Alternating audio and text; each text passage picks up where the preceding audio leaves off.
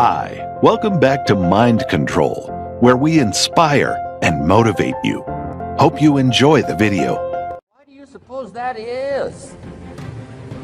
Wouldn't that make you curious? How come every home over $200,000 has got a library? Does that tell you something? Does that educate you at all? You say, well, I can't afford a $200,000 home. It doesn't matter what size home. Take your present apartment, clean out a closet, call it your library, and start acting intelligent. And start this process like I did. Start developing a library. Here's what your library needs to show: that you're a serious student of health and life, spirituality, culture, uniqueness, sophistication, economics, prosperity, productivity, sales, management, skills, values of all kinds. Let your library show you're a serious student.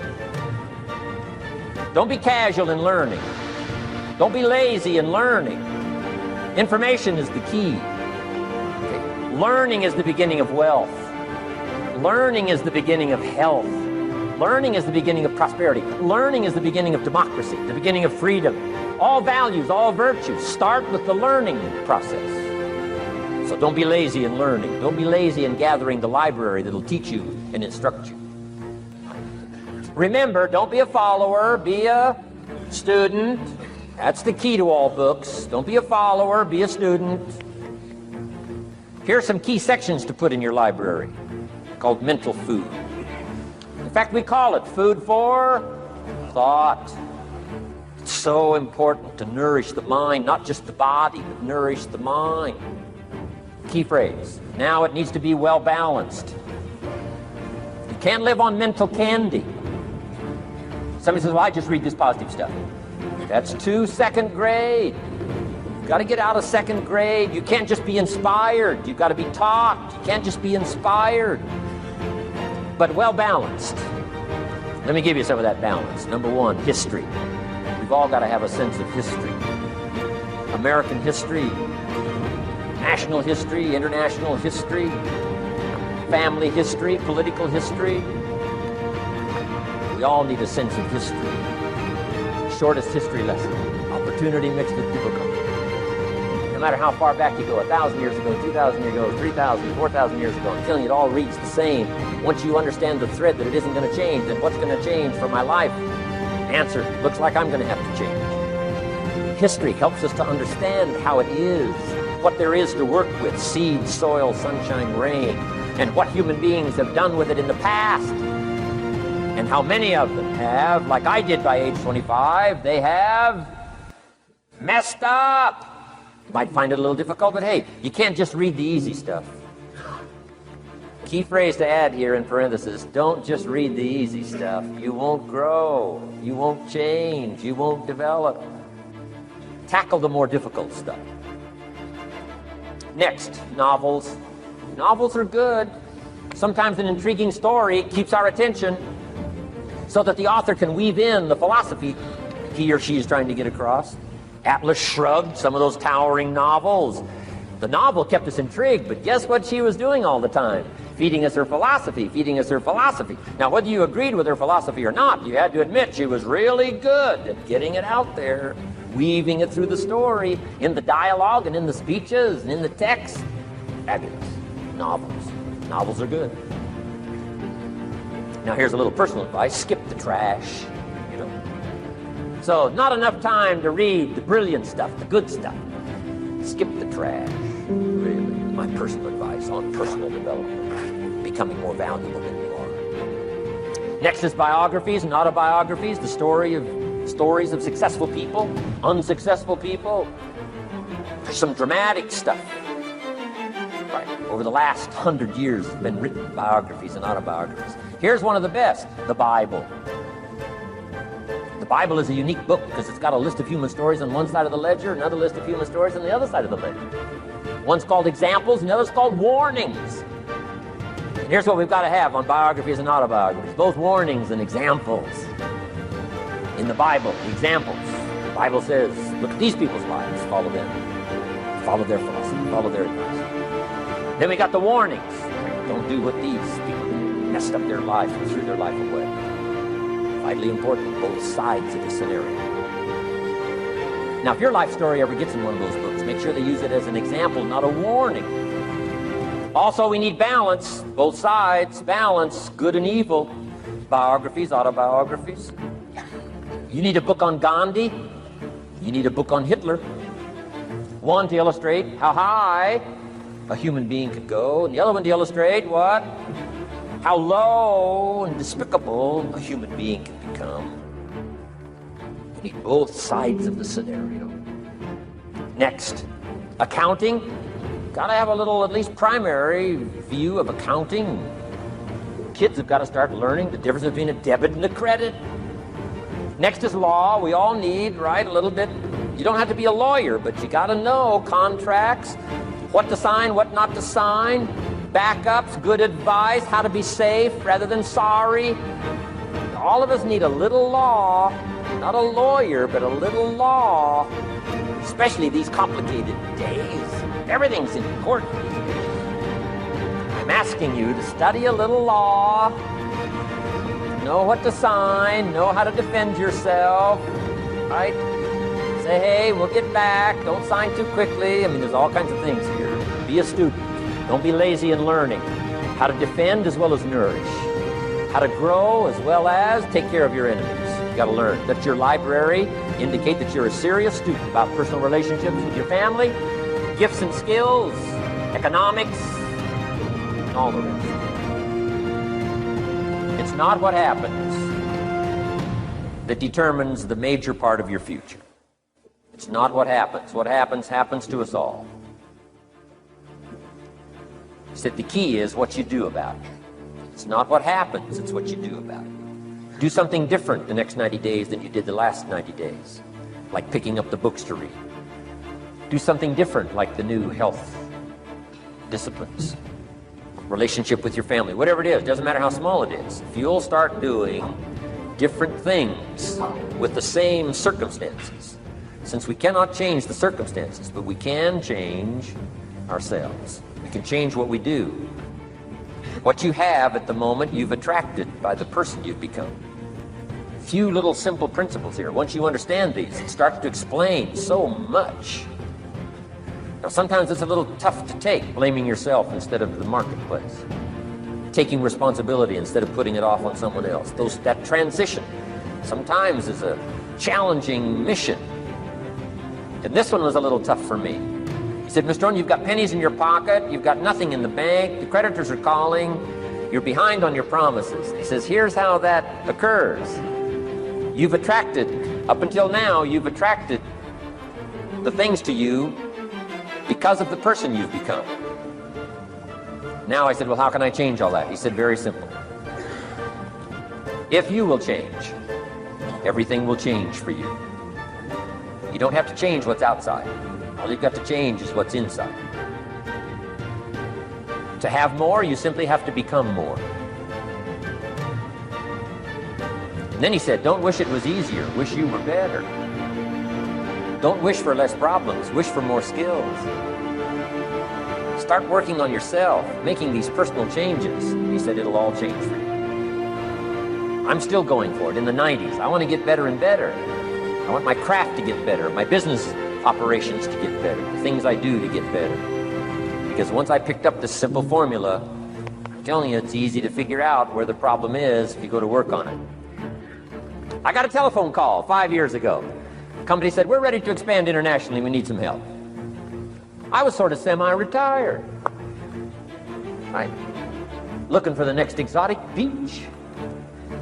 They said, no, Mr. Rohn, we got a project for you. Right? Going to expand internationally. We could use your help. Next little while, we'll add some millions to your fortune, make it worth your while. I said, okay. I thought later, isn't that interesting that they called me? My second thought was, of course they'd call me. Who else would they call? I mean, I could get the job done. Now, how come I got a telephone call worth millions? I had become valuable. Now, I'm a farm boy from Idaho. I was raised in obscurity. 1 year of college, and I thought I was thoroughly educated. Made all kinds of mistakes galore. At age 25, the creditors are calling me saying, hey, you told us the check was in the mail. I got pennies in my pocket. I got nothing in the bank. I'm behind on my promises. How come I get a telephone call 5 years ago and it's worth millions? I changed. I turned my life around.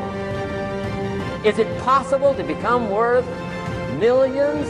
Speaking economically, now there's a lot of values to become, but let's just talk economics. Is it possible to become that valuable? And the answer is, of course. Now let me give you the secret. Show said, here's the secret, Mr. Rohn. Learn to work harder on yourself than you do on your job. Once I got that, it turned my life around. Learn to work harder on yourself than you do on your job. If you would have known me at age 25, you would have said, Jim Rohn's a hard worker. If you'd have known me, you'd have said that. I'm the guy, I don't mind coming a little bit early, staying a little bit late, I don't mind that. You'd have said, well, Jim Rohn's a hard worker. You say, well, how come he's got pennies in his pocket and nothing in the bank and behind on his promises? Well, I was a hard worker, but I was working hard on my job, not on myself. I'm telling you, if you'll learn that simple little principle and start the process today, latest tomorrow, I'll give you tonight to think it over, and start this whole process of personal development, work on yourself, make yourself more valuable to the marketplace, I'm telling you, you can so dynamically change your income, and economics is the least of the values that you can start earning in terms of equity if you'll start working harder on yourself than you do on your job. Work hard on yourself and develop the skills. Work hard on yourself and develop the graces. All of the stuff necessary to become more valuable to the marketplace. I'm telling you, your whole life can explode into change. Promotions, no problem. Becoming more valuable to the company, I'm telling you, no problem. Money, no problem. Economics, no problem. Future, no problem. If you just go to work on the right thing. Not get things out there to change. Don't try to change the seed. Don't change the soil. Don't change the sunshine. Don't change the rain. Don't change the mix of seasons. Let the miracle of everything that's available work for you, and start working on the inside. Work on your philosophy. Work on your attitude. Work on your personality. Work on your language. Work on the gift of communication. Work on all of your abilities. And if you'll start making those personal changes, I'm telling you, everything will change for you. We'd like to thank you so much for watching till the end. Don't forget to share your thoughts in the comments section. Please also like, subscribe, and share this video with your friends and families. Please watch our other motivational videos. Thank you again.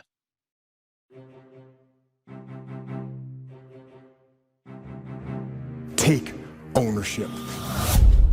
Take extreme ownership. Don't make excuses. Don't blame any other person or any other thing. Don't hide your delicate pride from the truth. Everyone took ownership of their mistakes. Everyone took ownership of the problems. Take ownership of your job, of your future, and take ownership of your life. And lead. Lead yourself and your team and the people in your life. Lead them all to victory. There is a certain mentality that is associated with winners because there's a mentality. This is not about money. It's not about anything tangible. There's a mentality that goes along with winning. Trying to learn early the consequences of errors in judgment, poor behavior, and then try to learn from others that have gone down a disastrous road, and sure enough, they suffered the consequences, and you say, wow, then I'm going to change direction because I don't want those consequences.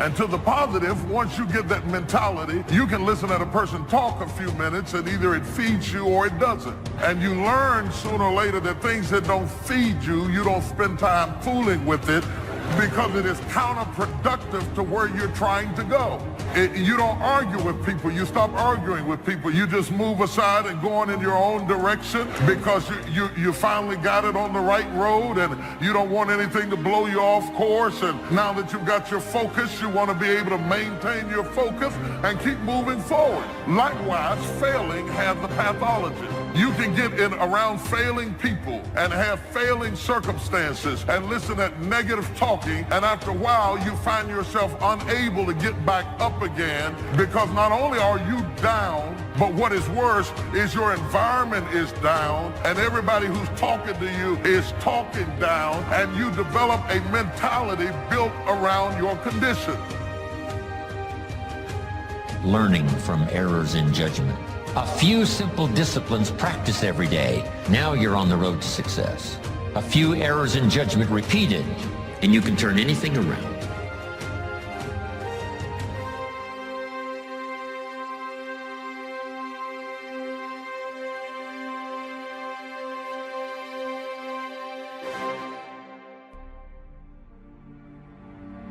How you gonna show power if you're not up under attack? How you gonna show resistance if something's not trying to pull you over? Resist, resist. Stop being neutral and stop being indifferent. Resist. Take a stand and resist.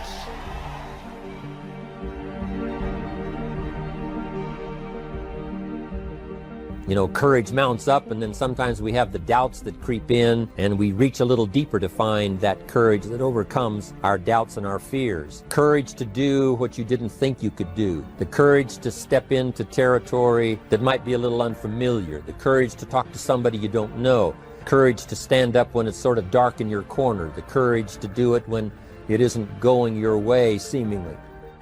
Be strong and very courageous. Be strong and very courageous. Be strong and be of good courage. Be strong and possess the land. Don't wait anymore. Don't think anymore. Don't plan anymore. Don't contemplate anymore. Don't make any more excuses or justifications. Don't rationalize anything else. No and no. Instead, be aggressive. Take action now. And what is the first action that you need to take? Take the step.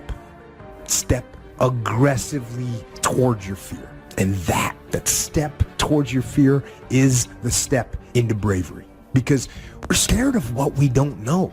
And there is only one way to learn and to know, and that is to confront that fear. You have to step, you have to go. And this simple action, this simple attitude, it answers so many questions.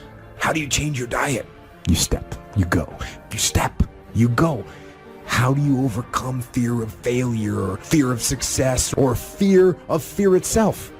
You step. Face everything and rise. That's what a few people will do.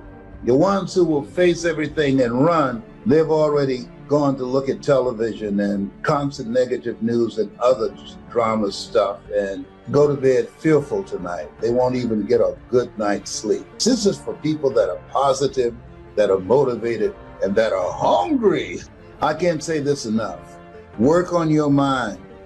Listen to things that empower you, that builds your spirit, that's got your name on it. Listen, why? Because faith comes by hearing and hearing and hearing. Oh, I heard it before. No, listen until you're producing the results. If you're not producing the results, you haven't heard it enough. You got to listen till it goes past the conscious mind to the subconscious mind. So you need a coach, somebody that can see what you can't see. We all have doubts that attack us. We all have small fears that creep in. That is the nature of life. But that's what faith is all about. That's what courage is all about. To serve us when our doubts will not serve us well. Faith to overcome fear and courage to overcome our doubts. That, of course, is the very essence of life itself. Because we all have this warfare going on. In our own body, the warfare between health and illness. The struggle is on. The struggle between light and darkness, the struggle between good and evil. We must drive the dark side of our nature into a small corner and let the positive side flourish. So self-control is certainly necessary to be a strong leader, so that you can become the best example of choosing wise words and not being careless, that kind of control. You work on your mindset. You read 30 to 40 pages of something positive every day, you can't help but change. I'm an assassin. I'll kill every negative, mediocre cell in your body. You were born for greatness, not to be a victim. No, life happens to everybody, everybody, and no one escapes it. It's called unavoidable suffering. Life is difficult, so work on your mind. I work on my mind every day. Every day I work on it. There's a calling on your life, and you're greater than your circumstances. You're greater than anything that has ever happened to you. Indecision is the thief of opportunity. If you don't decide what you're going to do today, the day could get away and you're not very effective. Don't start the day until you have it finished. Is it possible to finish the day before you start it? And the answer is yes. If you don't finish it, the day escapes. And in the morning you say, let's see, what should I do now? In the afternoon you say, hey, time's getting away from me, what should I do now? And now most of the day is lost. Most of the day escapes not being utilized simply because you didn't make those decisions early, at the early part of the day. The decisions we make in the early part of our life sometimes last for a lifetime. If you neglect them and don't make them, sure enough, the time passes. And the opportunity sometimes is diminished, and sometimes you spend a lot of time now catching up simply because you didn't make those early decisions. So it's the decisions at the first of the day, it's the decisions at the early part of the month, it's the decisions at the early part of the year that greatly determines what kind of year you're going to have. The decisions you make at the first chance you see opportunity, those decisions. Then we need decisions to correct poor decisions, to overcome our mistakes. It's possible, of course, for all of us to make unwise decisions. At the end of a few years, we say, that decision cost me too much. Cost me a lot of time, cost me a lot of money. But as long as you're alive, there's still a chance to use new decision power to correct the mistakes of decisions that were bad in the past. All of us have the opportunity to do that, but I think Napoleon was right here too. You got to be definite in making decisions so that the opportunity doesn't pass you by. Take advantage. The people that do that, the people that go against the grain, the people who ignore the naysayers, the haters, the people who turn a deaf ear to people telling them what they can't do. Do what you can do. Give it everything that you have. What are you hungry for? Because when we come out of this, our lives will never be the same again. A lot of people are going to be left behind. A lot of people will be devastated. A lot of people will take themselves out. But a few people, those who are able to rise, a few people, the road to life is straight and narrow, but few there be that find it, because few there be that are hungry. You got to go all out. It takes everything in you. You got to feel that you were chosen for such a time as this. This is an appointment, a divine appointment for your dream. This could be the greatest time you ever live if you control what you focus on, if you find a more empowering meaning, and if you decide to model the actions of those who succeeded before you. It can be the best financial time, the best emotional time, the best spiritual time of your life, but you better take control of your state. And if you think you're going to do it just by today, you're wrong. You're going to need to get yourself some rituals. So you better do the right thing at the right time. And to do that, you better know what season you're in. And to do that, you better learn how to change your state, how to take control of your own conditioning. That's what I live for. A good leader has definite plans. Your plans to be financially secure. You got to have good plans. One more on plans, and that is the plan for your personal development. The plan to be better this year than last year. The plan to take the classes, do everything you possibly can to show personal progress. Not just financial progress, but the progress of personality, the progress of communication skills, the progress in how to deal with people. You need those kind of plans. A plan for personal growth, personal development, a plan to be all that you can possibly be. Got to have good plans. A good leader has the habit of doing more than what he gets paid for. What an incredible philosophy this is. It's what we call the service that you put out like seeds in the ground that doesn't bring the harvest immediately, but the harvest is yet to come. There's no secret to success. There's a system to success. The system works if you work it. If you don't work it, it won't work. but it works if you work it. And that's one 4-letter word that most people don't like, that most people won't participate in their own rescue. And there are people who will be presented with an opportunity, who know that they could be laid off at any moment, who know that them keeping their job has nothing to do with how good they are. And yet and still, they'll go to work and have knots in their stomachs, hoping when they open up an email that they have not been told this is your last day. They'll go to work hoping there's not a security guard standing by their desk with a box and say, empty your things in here and take them to the front door and escort them to the parking lot. They go in there hoping it doesn't happen. Why? Because they don't want to do the work. It's an aversion to most people's spirit.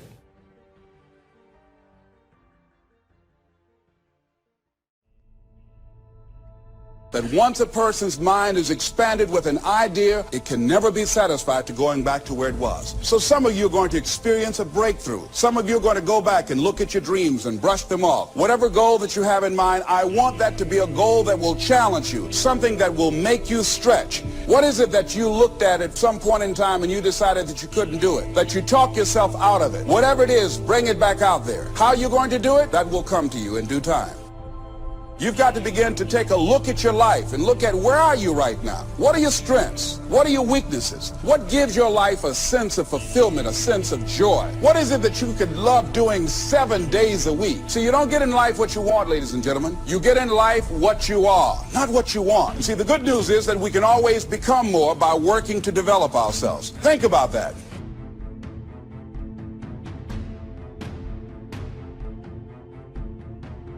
I fought my way up. I fought to get to work. I fought to stand. I fought to carry on. I fought to live. I fought to get out the bed. I fought with my fears, my anxieties. I fought with haters, liars, backbiters, and betrayers. And many times I laid in the bed. I couldn't go to sleep because I was fighting with myself. I fought.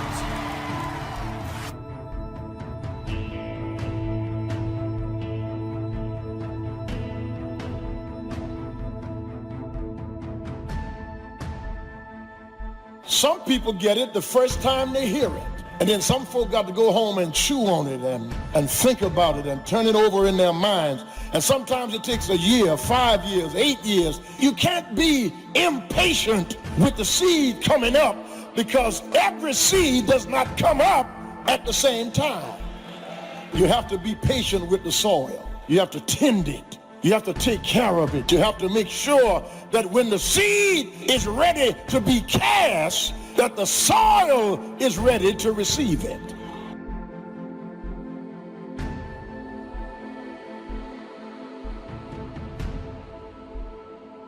I ask you to start that same journey. Let your new skills, new disciplines affect all of the rest. 6/7 of our life was to be devoted to labor and work, to produce a good family, to produce an enterprise. That's the essence of life in its best form first, is to be a producer. What is the reason for the seed and the soil and the sunshine and the rain and the seasons of life and its miracle? What's the reason for all of that? Here it is in a nutshell for your notes. To see what you can do with it. We've got books to read and we've got classes to attend and we've got, things to do and things to learn. And if you put it all together, you can have not only your health, but your fortune. Why not see what you can do with what you've been handed? As basic as seed and soil and sunshine and rain. Only God can create the sunshine, the rain, the seasons, the miracle of life. But here's what humans can do. Recreate those components into a harvest by planting the seed, reaping the rewards in the harvest. We call that recreation. To take your hours and your energy and your life and a bit of skill and actually recreate a career, a future, possibilities, fortune, recreate. I mean, really, how many years ago did you come up with what you could and couldn't do in your life? How many years ago? Most people, if they really look at how they're living their life today, it's based on a set of standards, a set of beliefs that they made choices about 10, 20, 30 or more years ago. I mean, very often we made decisions in our youth or very young about what to believe, about what we were capable of, about who we are as a person, and that becomes the glass ceiling, if you will, that controls us. I'll give you an example. Look at your physical body. Your physical body today is an absolute reflection of only one thing. Not your goals, not your desires, but your standards. Again, the strongest force in the human personality is this need to stay consistent with how we define ourselves. So when you begin to say, what is it that I want to leave? What contribution that I want to begin to make? What difference do I want to make in life? What chances I need to take? What risks do I need to begin to embrace? What fears do I need to step on? What areas of my life am I dead right now? What dreams? You can either live your dreams or live your fears. You have got to get to a point where you say, I'm sick and tired of living like this. There's got to be more. That's when people go out and strike out on their dreams. You don't always get your goals, but you always get your standards. Everybody in life gets their musts. They don't get their shoulds. Most people have a list of shoulds, don't they? Don't you have a list of the shoulds, things you should do, you should follow through on? I should get into the office earlier. I should be, more confident. Whatever your should list is, when you decide something is a must for you, an absolute must, when you cut off any possible, you say, I'm going to find a way or I'm going to make the way. Once you see that you're suffering either early consequences or severe consequences, all you have to do now is shut down that route, pick another destination and start going that way with some easy disciplines that day by day gather momentum, and now one success leads to another, leads to another. All disciplines affect each other. What's interesting about success is starting a new discipline, a couple of new disciplines, and sure enough, once you've gained just a little bit of success in a couple of new disciplines, it'll inspire you to clean up the rest. Each lack of discipline affects the rest. I don't know what that dream is that you have. I don't care how far-fetched it might appear to be. I don't care how disappointing it might have been as you've been working toward that dream. But here's what I know. Someone's opinion of you does not have to become your reality. In the process of working on your dreams, you are going to incur a lot of disappointment, a lot of pain, a lot of setbacks. But in the process of doing that, you will discover some things about yourself that you don't know right now. What you'll realize is that you're more powerful than you can ever begin to imagine. Anybody who is determined to do something, who wants something to be different, it will eventually be different. You're gifted, you're talented. God has much bigger plans for you in your life. Everything around you is going to change as soon as you change the things around you. It's very simple. You can be in the hood, change your mind and everything about your bank account, your surroundings, your environment for your kids, the safety of any and everything going on will all change. I'm tired of everybody running around complaining as if you're on the receiving end of whatever this world wants to dump on you and you don't have a choice. It's time to grow up, man. It's tired of people to really get out of this, excuses sound best to the person that's making them up. I want you to be successful. I want you to stop coming up with reasons and excuses as to why you're doing the same shit over and over and over and over. You want friends who, when something good happens to you, that's good for you, right? They're happy about that. They're not like all bitter and resentful underground and like saying horrible things behind your back and telling you how they did something that was better and trying to drag you down. It's like, that's not helpful. And then when something bad happens to you and you go to them and you say, look, this terrible thing happened to me, first of all, they don't try to top it with some like horrible thing that happened to them because they don't have the patience to listen. And second, they're not secretly gloating about the fact that catastrophe finally befell you. It's like they're actually hurt by it. And that chapter's an injunction. It's like, take a look at the people that are around you. And if they're not on the side of what's good for you, then walk away. You know, nothing happens unless you change. So change is not our enemy, it's our friend. There's a season that you may go through a difficult period, but that is to wake up your ability to change. You cannot become what you were born to be unless you are willing to change into something you are not. This is why change is so important. I like what it says here. Shakespeare says, sweet are the uses of adversity. We never grow in good times. We never advance unless we're under pressure. Change comes to improve and to advance your life, not to destroy you. I think that we often forget this. And we're going to face hardships. We can't avoid pain. We can't avoid trouble. All we can do is prepare our mindset so that we don't get overwhelmed by our circumstances. A lot of people, when they have a negative circumstance take place in their life, they react negatively to it. I mean, that seems almost natural. In fact, that is natural. Something negative happens to me, my reaction back to it is negative. But this is why you have to change your mindset. Life isn't what happens to you when you're looking. What happens to you when you're looking is called a plan. Life is what happens to you when you're not looking, when your guard is down, when your back is turned. It's going to work on a Friday morning feeling good and having your boss call you in. And you know she has a look on her face and you know that look isn't good. You know the economy isn't so hard and we've got to let you go. And all you can think about are those 3 kids you have now. You know, life is coming home from work and finding that note on the kitchen table saying, hey, I can't do this anymore. I'm sorry, I love you, but I've got to go. And you're frustrated and you're betrayed and you're furious and you're angry, but all you want to do is hold them again. All you want to do is hear those words whispered in your ear, I love you again. No, that's life. How do you handle that? How do you deal with that, those sort of situations? You see, it's been said 100 times and I'll say it again. You've got to go through it. That's all it is. You've got to go through it. And going through it is not a function of just being courageous. It's not a function of just saying, well, I'm going to close my eyes and see what happens next. It's not that. It's really a function of 3 things. It's a beginning, it's a middle, and an end. And before you go through it, there's a choice. You make a choice to say, well, I'm either going to stay here or I'm going to be over there someday, somehow. It's a choice. So going through it and thinking about these 3 steps, beginning, middle, and end, you know, you can really save yourself a lot of trouble. You can discover something more about yourself. It's called life and it's not personal. Stuff's going to happen. And if you make it to the 40-yard line, if you can make it to age 40, between 40 and 60, it begins to intensify. All kind of things happen. Between 40 and 60, my mother was diagnosed with breast cancer and finally died. Between 40 and 60, I was diagnosed with prostate cancer. Between 40 and 60, I went through a divorce from someone that I loved very much. Between 40 and 60, had a nationally syndicated talk show, highest rated, fastest cancer talk show in the history of television. Between 40 and 60, oh, life put a whooping on me.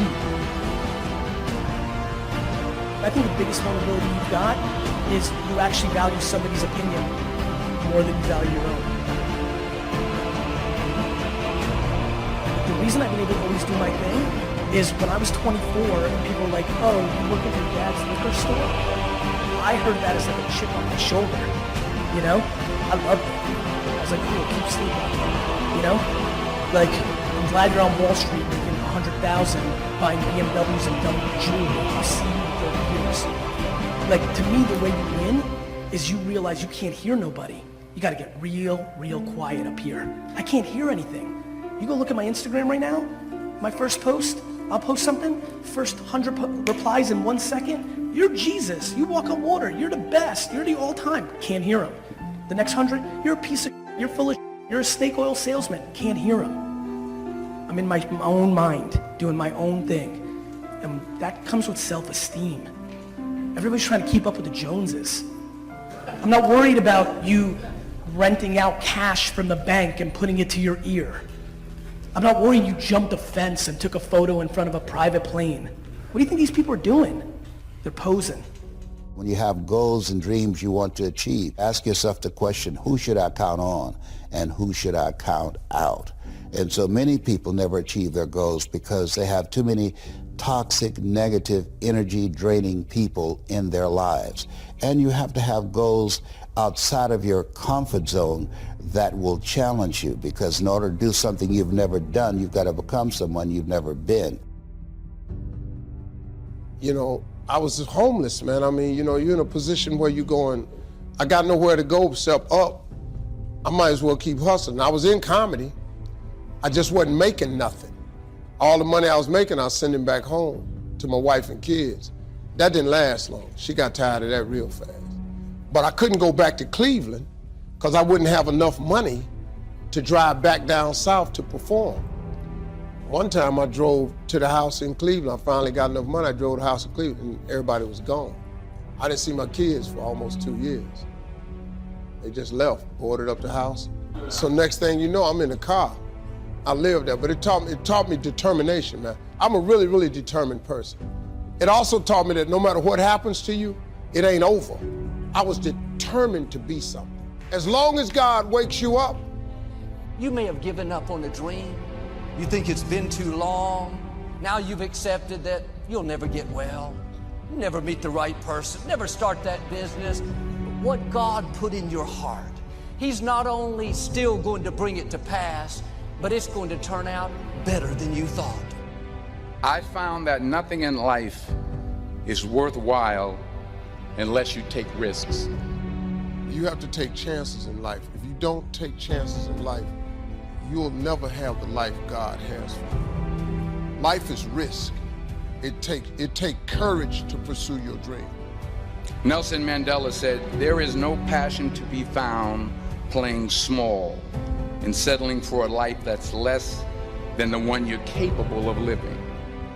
So, the first thing you have to think about when you're going through something is very simple.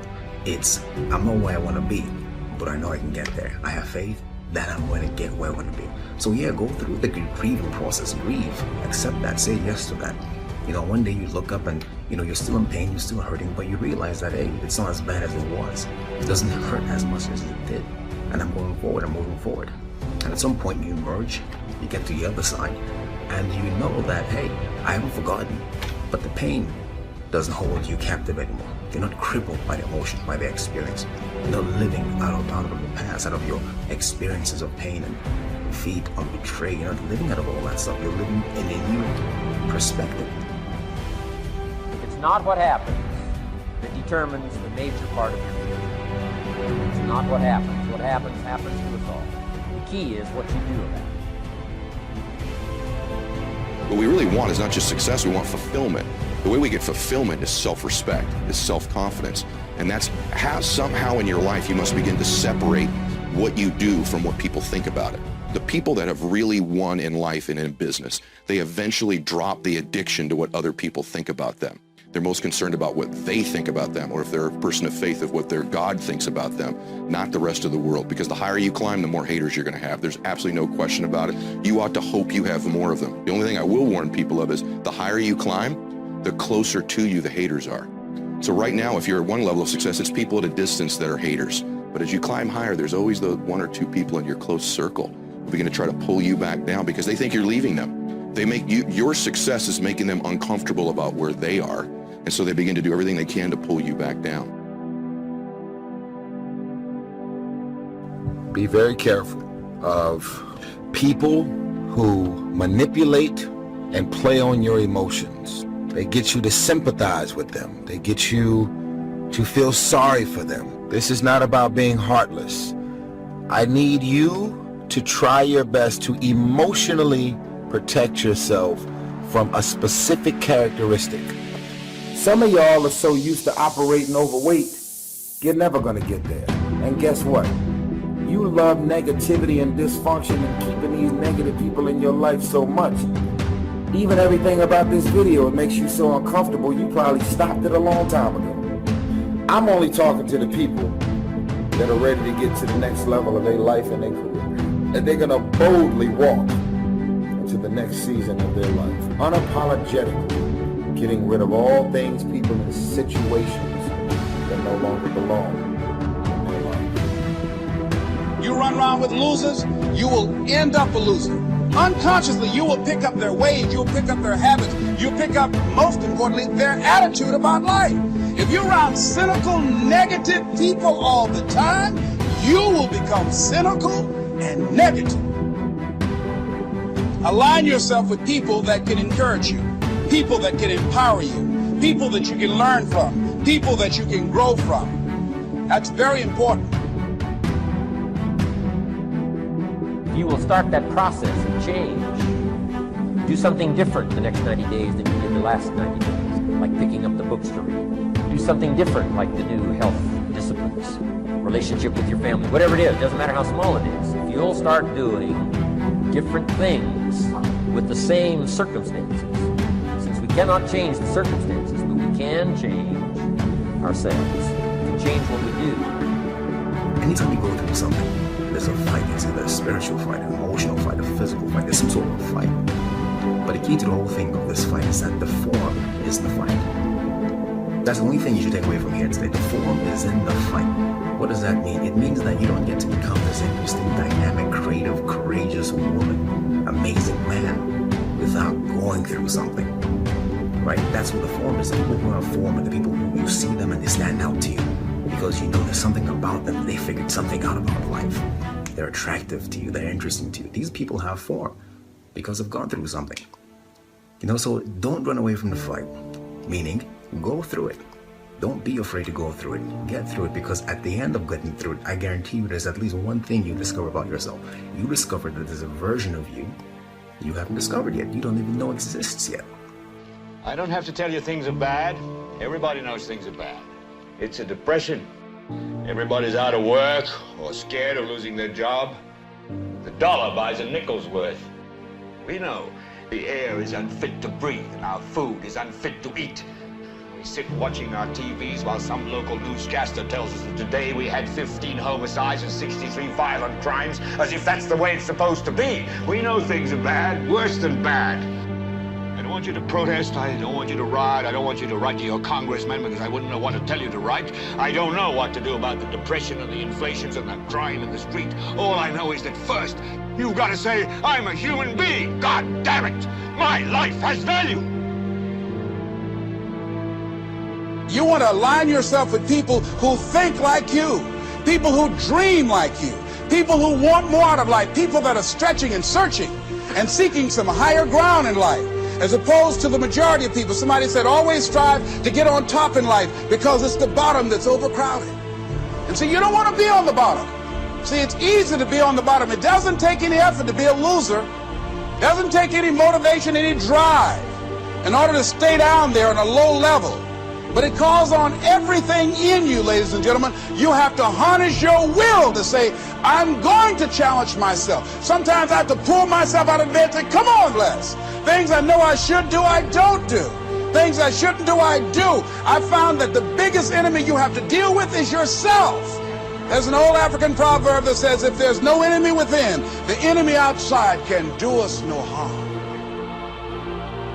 Beware of vision, dream, and passion killers. Most of the people that have no dreams will wake up every day trying to talk you out of your dreams. They have no goals. They have nothing that they're ambitious about. So they will talk you out of all the shit that you're excited about. Family and friends, in most cases, sad to even say this, family and friends in most cases will be the first to try and talk you out of something that you're passionate, excited about, and that you have a vision for.